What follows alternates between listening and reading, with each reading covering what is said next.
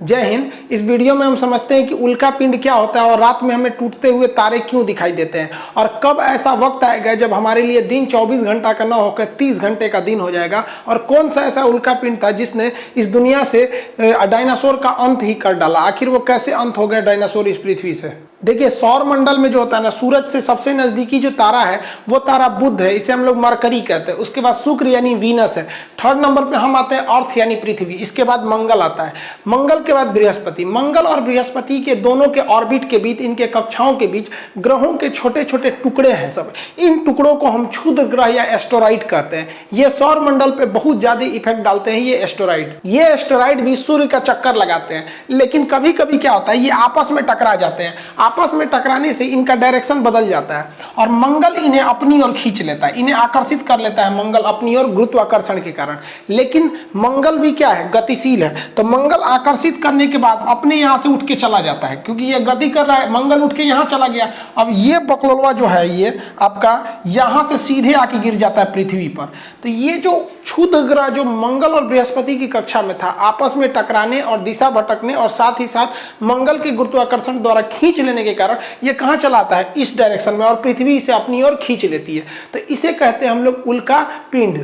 अगर ये पृथ्वी पे गिर गया ना तो किसी को जान ले लेगा, और ये हमेशा गिरते रहते हैं, पर डे ये गिरते रहते हैं पृथ्वी पर। पता चला हमारे ऊपर ही गिर गया तो मर ही जाएगा आदमी, उतना भयानक दूर से गिरता है। तो इसके लिए हमारी रक्षा करने के लिए हमारे चारों ओर है वायुमंडल, एटमॉस्फियर है हमारे ऊपर। 640 किलोमीटर मोटी हवाओं की परत है। ये हमारे लिए एक सुरक्षा कवच का काम करता है।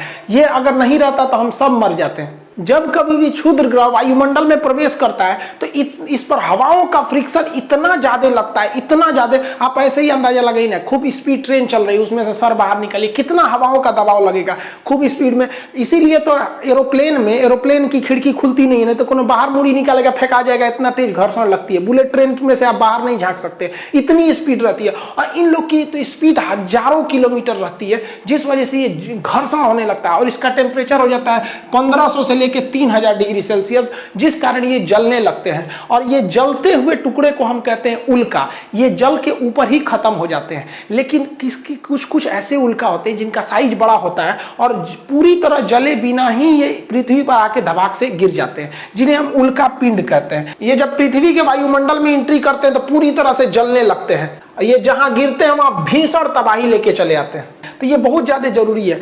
अब जब कभी ये ज्यादा मात्रा में गिरने लगते हैं, बहुत सारे टुकड़े हैं सब बहुत ज्यादा एक साथ एकदम ग्रुप बाय ग्रुप जब ये गिरने लगते हैं तो इन्हें हम लोग कहते हैं लाइट शावर।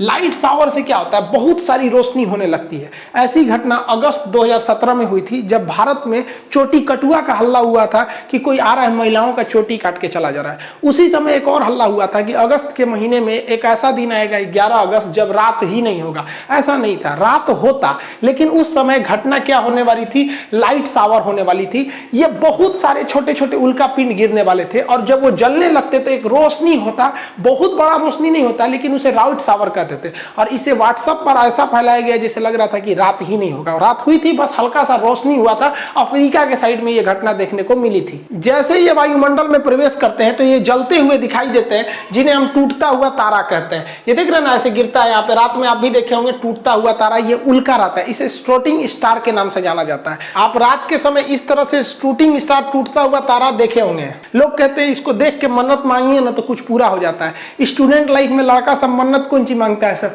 कि भगवान बड़ी दिन से पीछे पड़े होकर ये बेरी फंसा दीजिए। अरे लोल कहीं का ऐसा ऐसा मन्नत मांगता है सर। इस तार टूटल तारा थोड़ी है, ये तो क्षुद्र ग्रह है जो घर्षण से क्या हो रहा है, गिर रहा है। लेकिन जब कभी ये पूरी तरह जले बिना अब पूरी भाग से पृथ्वी पे गिर जाता है तो उसे हम लोग कहते हैं उल्का पिंड। ये बिहार में मधेपुरा के पास गिरा था। ये देखिए, ये क्या है, उल्का पिंड है। इसे दे दिया गया था उल्का पिंड को। जब ये जल रहा है तो इसे कहते हैं उल्का। देखिए, जल रहा है तो इसे क्या कहेंगे, उल्का। और जल के जब ये पृथ्वी पर गिर जाता है तो उसे उल्का पिंड कहते हैं। यहाँ मेटर और यहाँ मेट्रॉइड के नाम से जाना जाता है। इसे बिहार के मुख्यमंत्री को भी सौंपा गया था, वो इसे म्यूजियम में रखवा दिए थे इस उल्का पिंड को।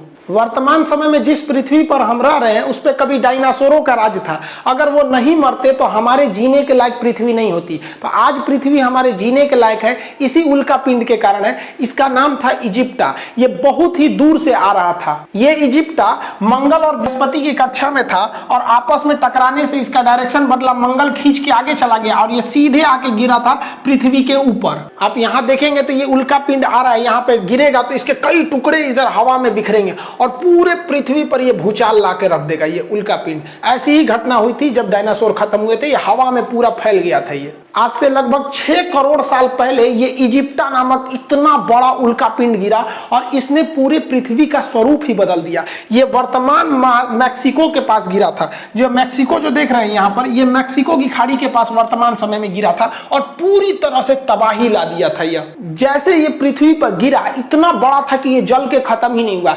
इसका लगभग 10 गुना, जितना दिख रहा है इससे 10 गुना बड़ा था, लेकिन कुछ भाग तो जल के खत्म हो गए थे। जैसे ये गिरा बहुत बड़ा धमाका हुआ। इतना बड़ा धमाका था कि यह धमाका लगभग 20 हाई